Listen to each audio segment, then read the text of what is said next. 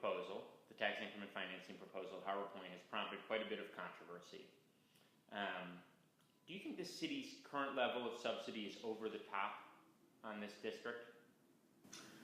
Well, I have to say a bit of a disclaimer, which is that I studied the Harbor Point TIF proposal when I was president of the BDC, but I've also been retired for a year, and I'm aware from reading the newspapers and talking to other people that the proposal has changed somewhat, which is to be expected.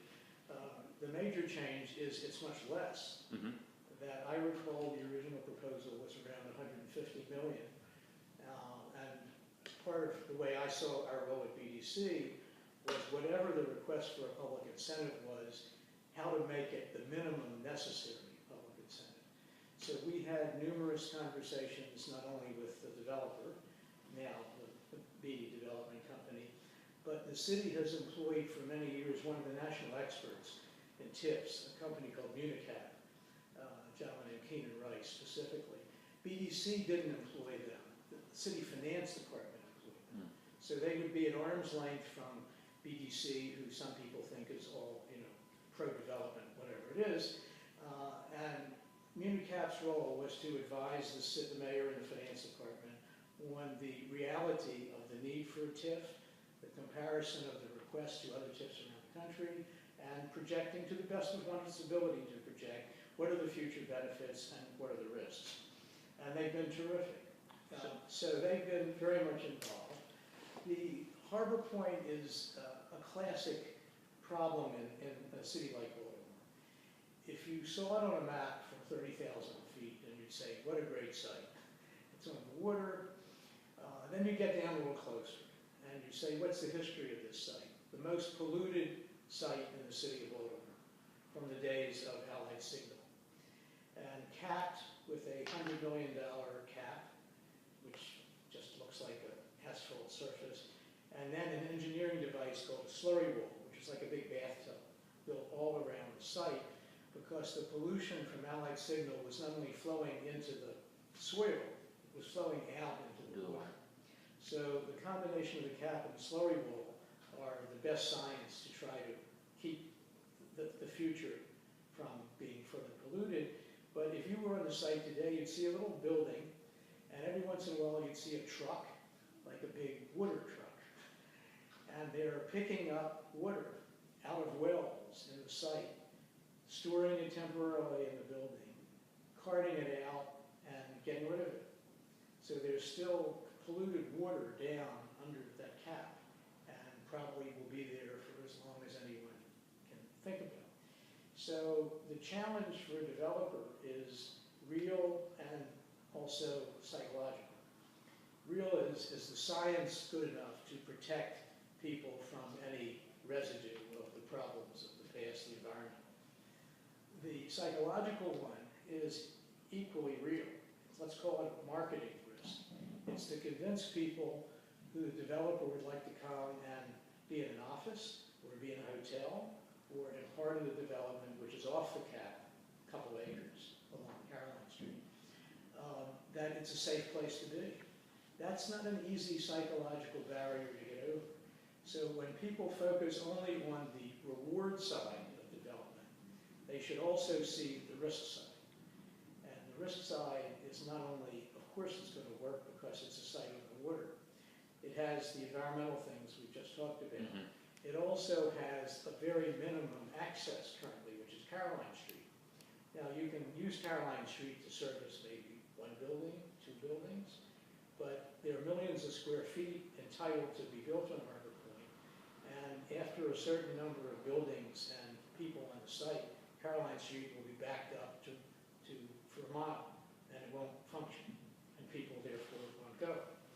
So a key part of the request is to extend Central Avenue, which is 100-foot wide, not very beautiful street at the moment, but could be a great Baltimore boulevard. So a piece of the TIF money is to extend it on a bridge into the site, thus giving you an alternative to Caroline Street, and relieving President Street, which is right now pretty backed up in Harbor East. So I think, and CPHA is not taking a formal position on this, but I think, we are fully supportive of the basic infrastructure and the roads that are needed at Harbor Point, but there is, and this is from talking to people in communities, there's some concern that right now it's a $107 million TIF district, and almost $60 million of it's going to go strictly towards park development. Does that seem excessive to you? Do you think that the Brodie Group would be willing to develop parks if the city weren't subsidizing those parks up front? Well, public infrastructure is the phrase I would use, has been the historic way that the city provides an incentive to developers to then get private money and build buildings. The city used to do it by writing a check because there was money in the city treasury. There isn't money in the city treasury.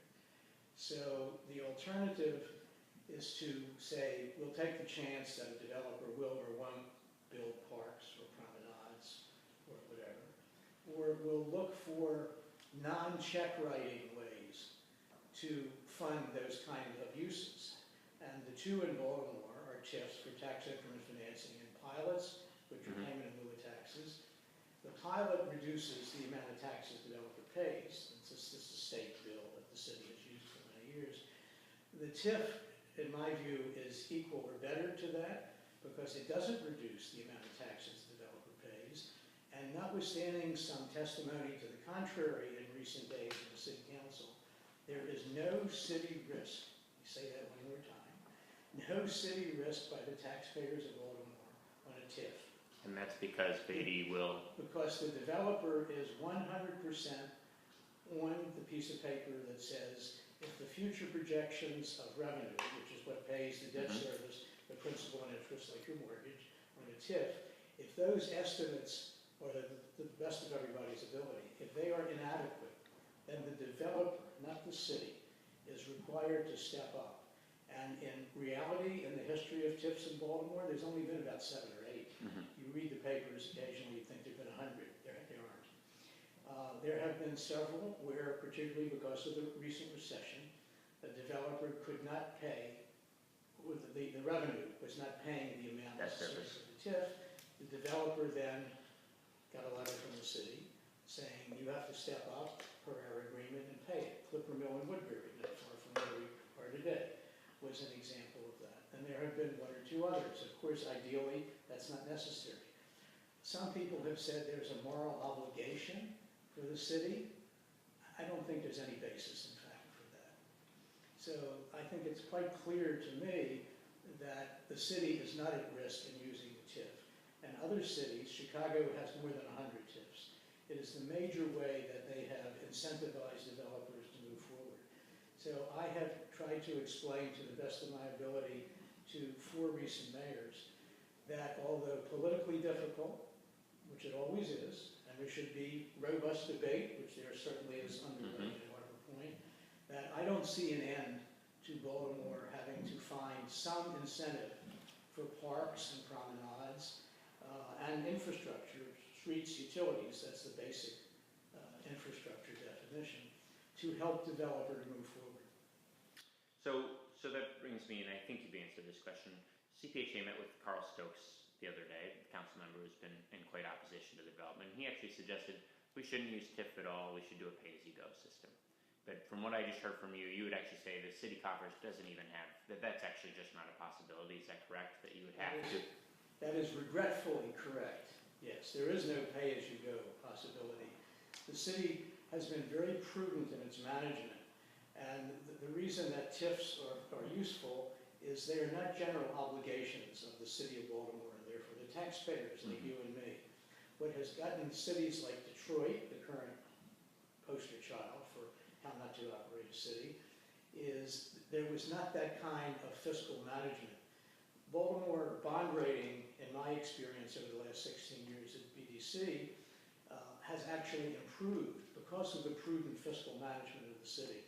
And part of that is a self-imposed restriction on the amount of general obligation bonds.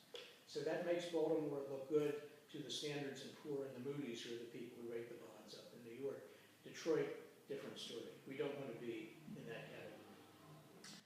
And then you bring up another interesting point, which if you look at the history of TIF, It was originally used to finance, especially if you go back to Chicago or California, to finance urban blighted neighborhoods. And we've really seen that definition change to one of general economic development. I think it would be hard to argue that Harbor Point is a blighted neighborhood.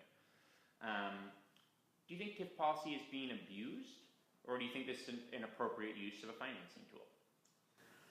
Well, I think it's not been abused to date. Is there a potential? There's always a potential. And it's Baltimore, and the TIF policy for Baltimore really comes from a state bill.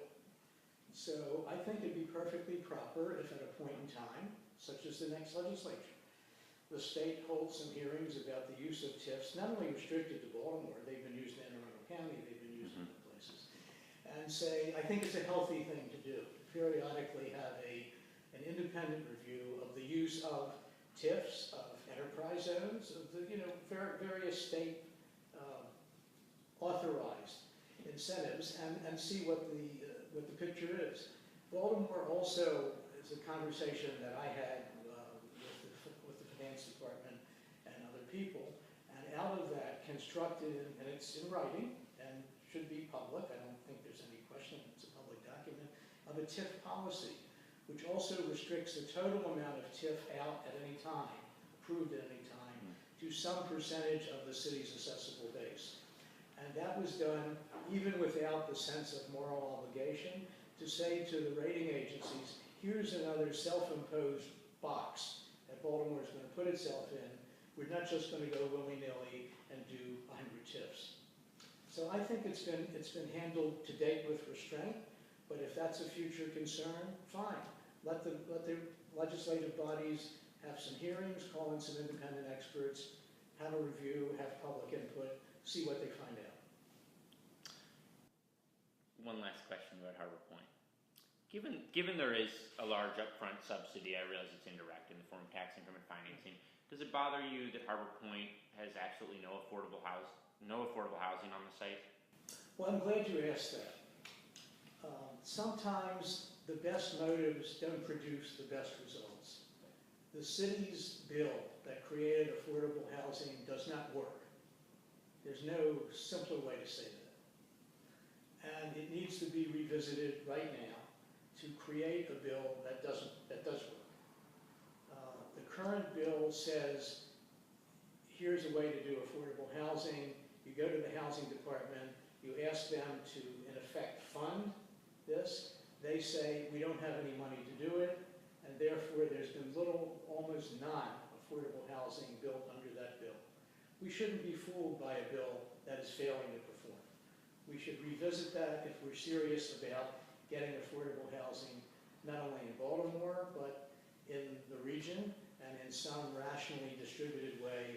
The current bill is a failure, and we need a new look. And if on the current bill, though, if we had the enforcement mechanism, the Inclusionary Housing Board, which still has not been set, Mayor, would that be a step in the right direction?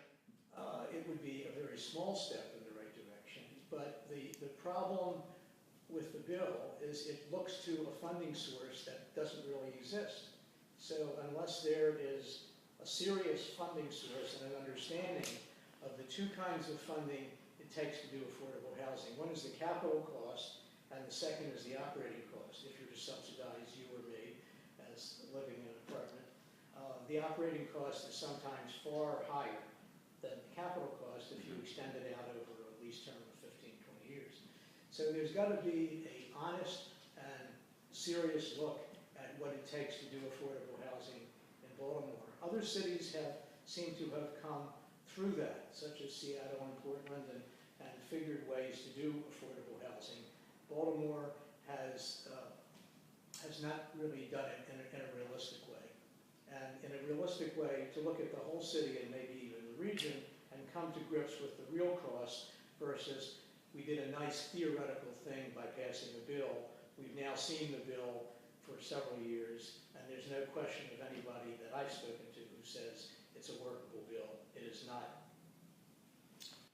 My last question for you, Jay. Your thoughts on the local hiring ordinance, and I expect you may say the same about this bill. Well, Baltimore has a serious unemployment problem. It hasn't gone away. And it needs to be addressed. I appreciate the bill that President Council Young passed, and with his fellows in the council. And I understand there's legal questions about it.